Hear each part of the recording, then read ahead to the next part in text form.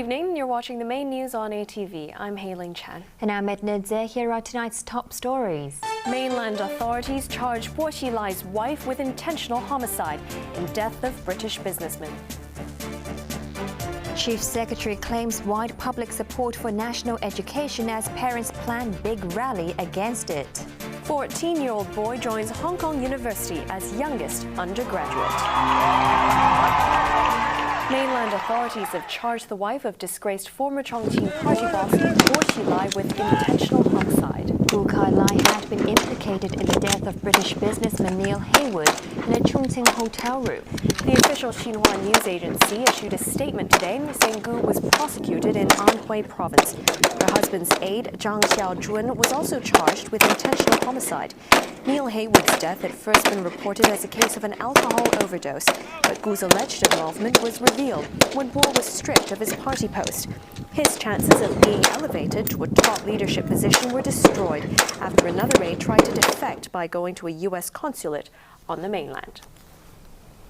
Here in Hong Kong, Chief Secretary Carrie Lam claims there is wide support among parents for national education being taught in schools, and they will be disappointed if it is blocked. Those who oppose it are planning to bring children along to a big rally on Sunday and promised it'll be a fun occasion with no violence or rowdy behavior. ATV's Arthur Keeler reports.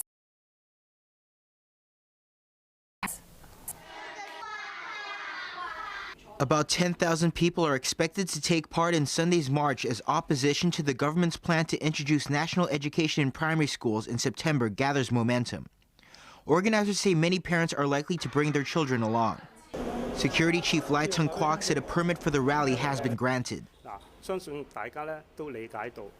But he called for the protest to be conducted in a peaceful and orderly manner for the sake of the children.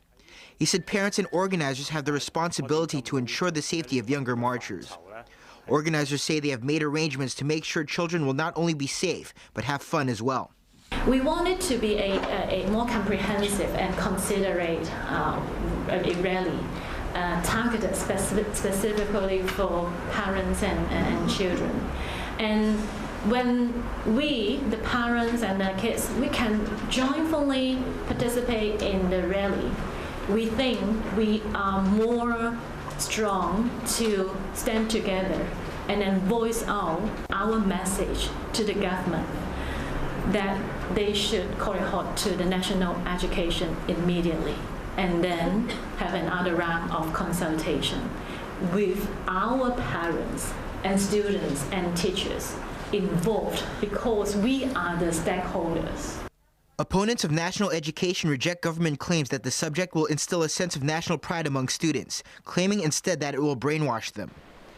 Under the government's plans, the subject will become compulsory in primary schools in 2015, with secondary schools following a year later, although younger students will be introduced to it in September. A leading local delegate to China's parliament, Maria Tam, yesterday urged schools to make use of the 3-year grace period to make sure the subject is implemented smoothly. She insisted that the government has a duty to introduce the subject. But the protest organizers say national education teaching materials are biased, and unless these are changed, their opposition will continue. I don't think it can answer our request or our demand or worry or concern. The reason is that the 3-year grace period is still under the umbrella of the curriculum guideline. Although the rally will have an element of fun, the organizers say the demonstrators have a serious message for the government. What is the hurry? What is the urgency to introduce the national education right now? Because there are so much controversial questions already raised and they haven't answered. And so we don't understand what is the urgency to introduce right now. I think that our parents group stance is that before there is a agreement in the society, this subject has to be put on hold. But Chief Secretary Carrie Lam insisted the administration was not trying to force the subject through. She cited the 3-year grace period and the fact that primary schools were invited to introduce the subject in September, but this was not compulsory, and they were allowed to decide how the subject is taught. We respect the schools and we believe that the school authorities and the teachers are in the best position to work out the teaching materials, the approaches, and so on. Lam also claimed there is wide support among parents for the introduction of national education in the city's schools, and they will be disappointed if it is blocked by those who oppose it. They do want their children to go through this moral education and national education to build up their understanding of the country and also to adopt this independent thinking because that will benefit their lifelong, not only during the education period. The chief secretary said the government respects protesters' freedom of expression, but hopes they will follow police instructions and keep the rally peaceful. The organizers aren't expecting any violence or rowdy behavior during Sunday's march, which begins at Victoria Park and ends at the government headquarters in Tamar. Arthur Ukila, ATV News. Well, the head of an ad hoc committee on national education is insisting that teaching materials it produced were not meant to brainwash students. Lee Chak-fan said teachers have the freedom to choose the topics for students, such as the Tiananmen Square crackdown. National education, which the government wants taught in schools, has been described by those who oppose it as a tool to indoctrinate students. Not so, says the Ad Hoc Committee on Moral and National Education, set up by the government's Curriculum Development Council. Committee Chairman Lee Chak-fan insists that the subject is aimed at grooming students to think independently, especially on social and political issues. We definitely would not want to see any so-called brainwashing type of education from happening. If that indeed happen, which we do not believe would happen, but if it indeed happen some years down the road, we will be the first one to come out to condemn such a situation, including condemning the Education Bureau. Lee said teaching materials provided by his committee in April are only meant to be used as a guide, and teachers can choose what they want to teach, including controversial topics, such as the Tiananmen Square crackdown. It's not a textbook, nor is it formal teaching material.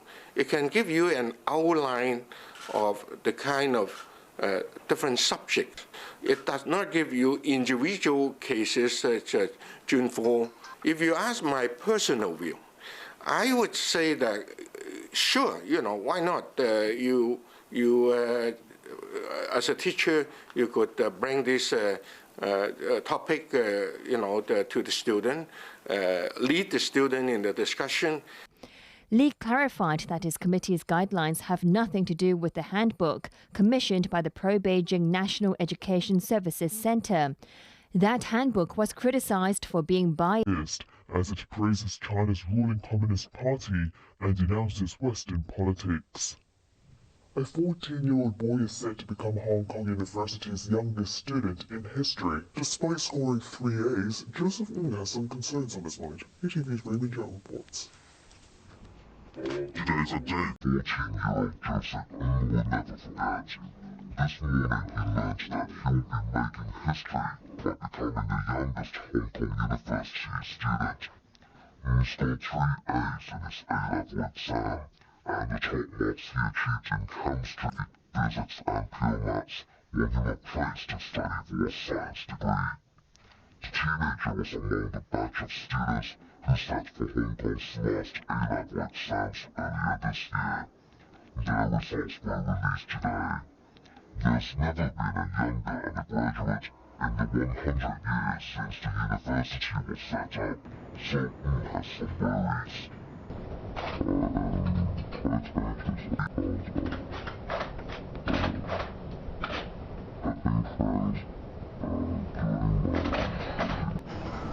But don't expect him to bury his head behind books all day.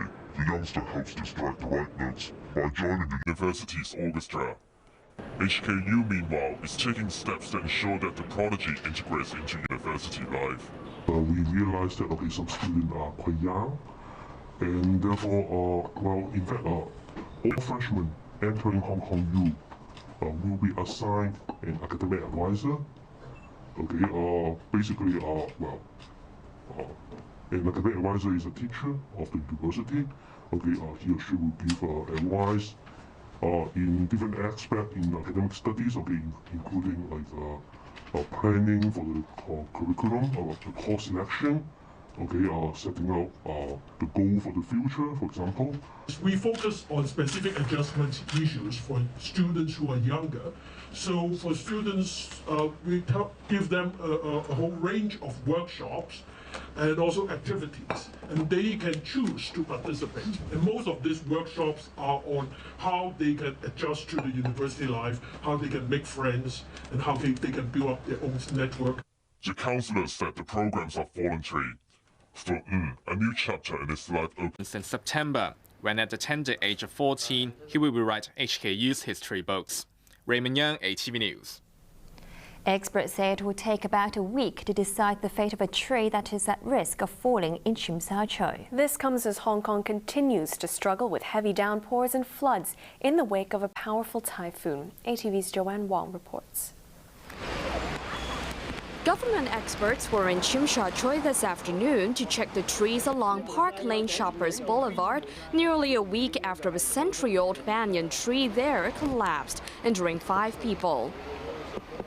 They scrutinized 2 trees numbered 11 and 12, which shared the same trough as the fallen banyan. The 2 withstood the battering earlier this week by severe Typhoon Vincente, the strongest storm to hit Hong Kong in 13 years. But today, the experts found 1 tree, number 11, has a huge hole in it and could topple over.